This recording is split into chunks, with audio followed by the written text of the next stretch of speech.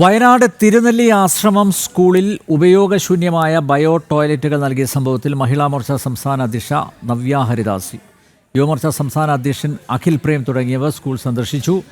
Flush അടക്കമില്ലാത്ത ബാത്റൂമുകളാണ് Mananthavady നഗരസഭ സ്കൂളിന് നൽകിയത്. 100-ലധികം വിദ്യാർത്ഥിനികൾ താമസിക്കുന്ന ഇവിടെ ഒരു ടോയ്ലറ്റ് മാത്രമാണ് ഉണ്ടായിരുന്നത്.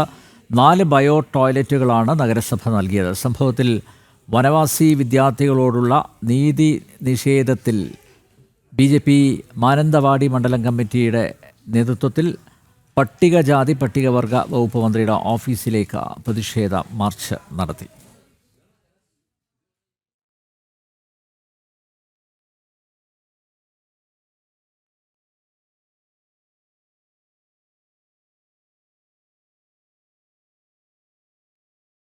ഈ വാർത്തയുടെ വിശദാംശങ്ങളുമായി വയനാട്ടിൽ നിന്ന് അർജുൻ PS ചേരുന്നു. അർജുൻ, ബയോ ടോയ്ലറ്റുകൾ 4 ബയോ ടോയ്ലറ്റുകൾ നഗരസഭ സ്കൂളിന് നൽകുന്നു. തികഞ്ഞ അനാസ്ഥയാണ് കാണിക്കുന്നത്. എന്തായാലും പ്രതിഷേധം ശക്തമായിട്ടുണ്ട്. അതിൻ്റെ അടിസ്ഥാനത്തിൽ എന്തെങ്കിലും നടപടികൾ ഉണ്ടായിട്ടുണ്ടോ?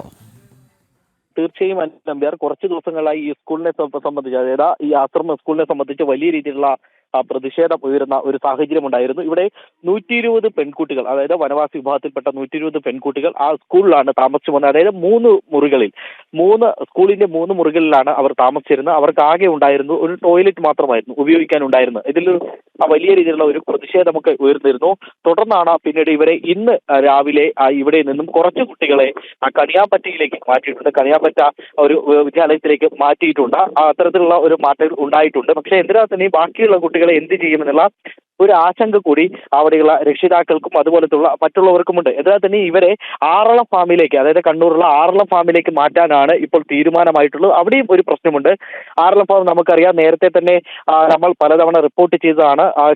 ഈ വന്യമൃഗങ്ങൾ സ്ഥിരമായി ഇറങ്ങുന്ന ഈ ആറളം ഫാമിലേക്കാണ് ഈ കുട്ടികളെ മാറ്റുക എന്നുള്ളതാണ് പ്രധാനമായും ഉള്ള ഒരു വസ്തുത എന്ന് പറയുന്നത്. അത്തരത്തിൽ വലിയ രീതിയിലുള്ള ഒരു പ്രതിസന്ധി ഇപ്പോൾ നേരിടുകയാണ്. അതേ തുടർന്നാണ് പിന്നീട് ഇവരെ ടോയ്ലറ്റ് തൽക്കാലത്തേക്ക് ഒരു ബയോ ടോയ്ലറ്റ് 4 കൊണ്ടുവരിക എന്നുള്ള ഒരു ഉദ്ദേശത്തോടു കൂടി നഗരസഭ ടോയ്ലറ്റുകൾ നൽകിയത്. പക്ഷെ അത് കൊണ്ടുവന്നപ്പോൾ തന്നെ വലിയ രീതിയിലുള്ള ഒരു പ്രതിഷേധം ഉയർന്നു വന്നു. അതായത് ഇതിന് ഒന്ന് പൂട്ടില്ല, അതുപോലെ തന്നെ ഫ്ലഷ് വർക്ക് ചെയ്യുന്നില്ല, ഇങ്ങനെയുള്ള തുടങ്ങിയ പ്രശ്നങ്ങളുള്ള ടോയ്ലറ്റുകളാണ് ഇവിടെ എത്തിച്ചത് എന്നുള്ളതാണ് പ്രധാനമായും ഉന്നയിക്കുന്ന വിഷയമായിട്ടുള്ളത്. തുടർന്നാണ് ഇത്തരത്തിൽ നവ്യ ഹരിദാസ് അടക്കമുള്ള നേതാക്കൾ എത്തിക്കും ഇവരുമായി സംസാരിക്കുകയും ചെയ്തിട്ടുള്ളത്. വയനാട് തിരുനെല്ലി ആശ്രമ സ്കൂളിൽ ഉപയോഗശൂന്യമായ ബയോ ടോയ്ലറ്റുകൾ നൽകിയ സംഭവത്തിൽ പ്രതിഷേധം ശക്തമാകുന്നു. അർജുൻ PS ആണ് വിശദമായ വിവരങ്ങൾ നൽകിയത്.